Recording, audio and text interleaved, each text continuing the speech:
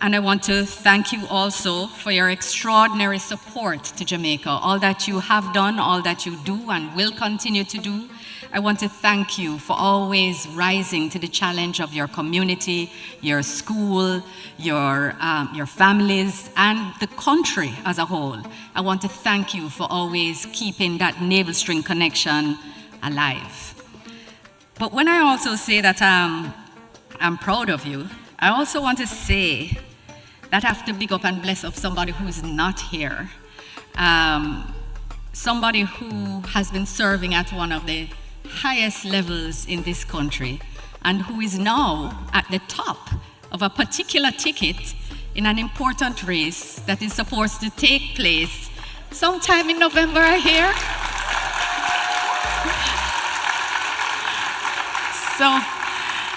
So I'm the Minister of Foreign Affairs, so I'm not allowed to speak about other countries' domestic political affairs.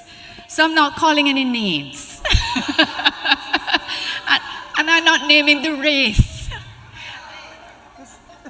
I'm not mashing anybody corn and breaking nobody's rule tonight. But I want to say what an exciting time and how amazing are we as a people.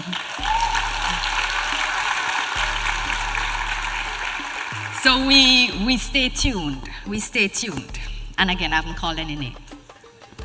But before I move on to some of what the government has been doing outside of my ministry, you know I always like to talk about what we've been doing. But I want to thank everyone here, everyone in the diaspora as well who's listening online for your support of the most spectacular and successful diaspora conference that has been held in the 20 years of its existence. The 10th Biennial Diaspora Conference, which we held in June, was our biggest ever. 1,200 participants, 800 registrants, 18 countries represented.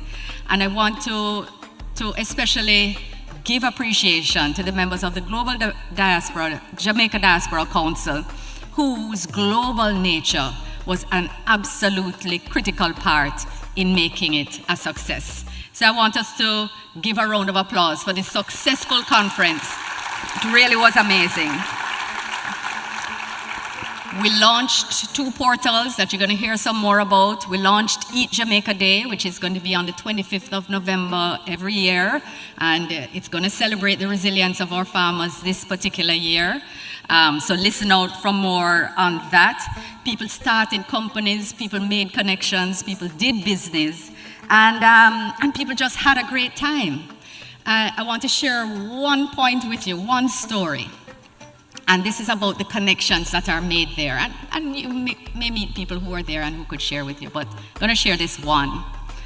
So there was an attendee who lives in Zimbabwe and South Africa. He goes between both. So his name is Ras Jabulani. And he told us at the conference that he's not into this term diaspora, because we don't speak death, we speak livity. So it's living spora. So he has put the term now of the living spora on the table, and everybody has embraced it fully. But even more importantly, he has been working on sustainable building material. And he met a couple who has lived away for 15 years, moving back to Jamaica to start housing development. They bought the land, got their permits, everything, etc. And they wanted to do a sustainable model. They met at the conference, and they are now in partnership for a sustainable housing development in Jamaica, coming out of the conference.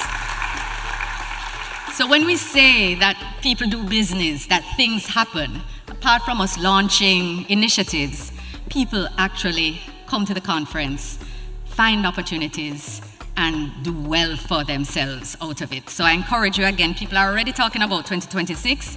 I want to encourage you as well to listen out for that.